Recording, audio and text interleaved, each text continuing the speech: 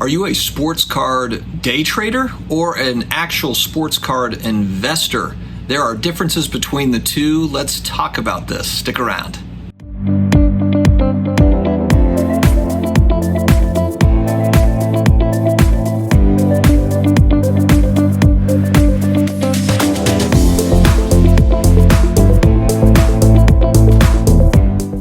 Hello to all my sports card collectors, investors, all of my collectibles friends. Guys, I am out of town for the next couple of days, so I will be making videos out of an RV.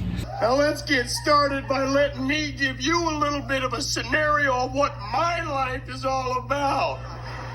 First off, I am 35 years old, I am divorced, and I live in a van down by the river.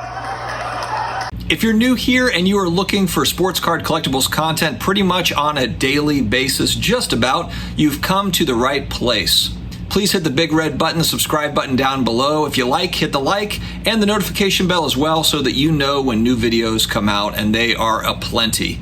Also connect with me on IG at SportsCardDad, and I'm also on the Twitter, the SportsCardDad.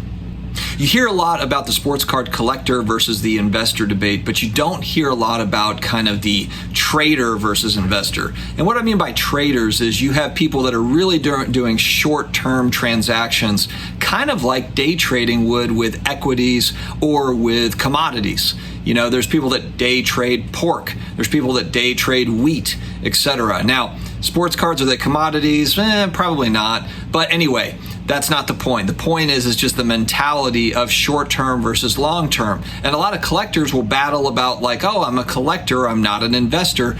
But you can make the argument really that a collector is just a long-term investor. Now, you might have a different outlook as far as your expectations with the cards that you're buying. Maybe, you're buying, like for me, maybe it's Bobby Hebert rookie cards. Do I expect my Bobby Hebert cards? He's a quarterback for the New Orleans Saints, for those that don't know, the Raging Cajun legend.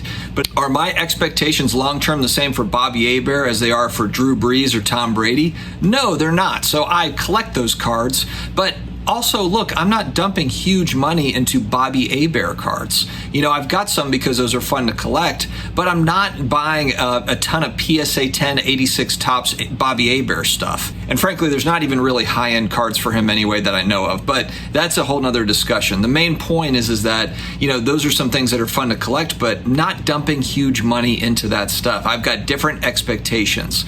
Unfortunately, I'm not independently wealthy. I don't have the luxury of just everything I buy is just part of the collection and it can go to zero, and that's okay. I mean, I do have a family to think about, and so I do care about the financial aspect in the sense that I want to buy cards that I think are awesome, and collectibles in general that I think are really cool, that I also think can be a store of value over a long period of time and maybe increase in value slowly, steadily. Over the last couple of years, we've seen this boom time craziness that's not really real life, and that's not just in sports cards and collectibles. That's been in all sorts of things, whether it be traditional investments or in crypto or in collectibles. It's been across the board. Now we're starting to see that correction / crash, whatever you want to call it, happening. And so, but it doesn't change the fact that with the stuff that I'm looking at, I want to see what it looks like, the vast majority of it over 10, 20, 30 years. I want to be 65 and looking at it and being like, I remember picking this up thinking, hey, this is going to be cool to hang on to. And here we are, and see where we're at.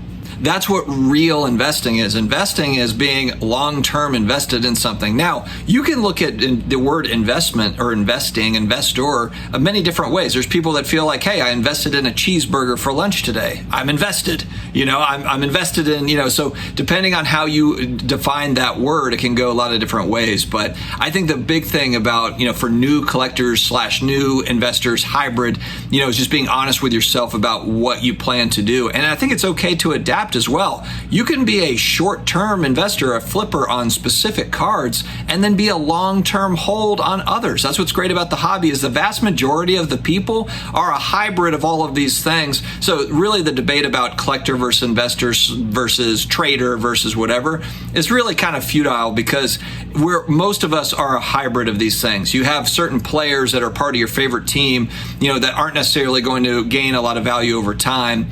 because maybe they're a role player, whatever the case may be. You're day trading Jordan Poole cards or whatever, but then you've got Tom Brady cards that you're holding on to long term. People get into these kind of bureaucratic debates about the certain thing, and it's a lot of holier than thou flying around. And really, if they're being honest with themselves, they're a little bit of all these things. And at times it can feel like it's disingenuous. It's not, it's not realistic. It's not reality. And people are not really being forthright about their intentions.